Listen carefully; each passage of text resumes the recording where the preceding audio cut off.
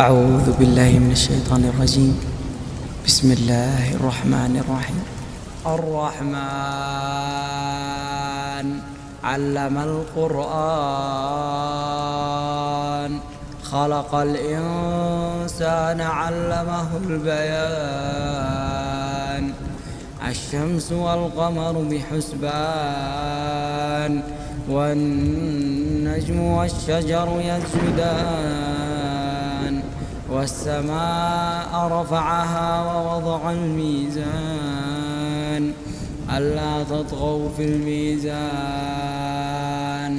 وأقيموا الوزن بالقسط ولا تخسروا الميزان. والأرض وضعها للأنام، فيها فاكهة والنخل ذات الأكمام، والحب ذو العصف والريحان.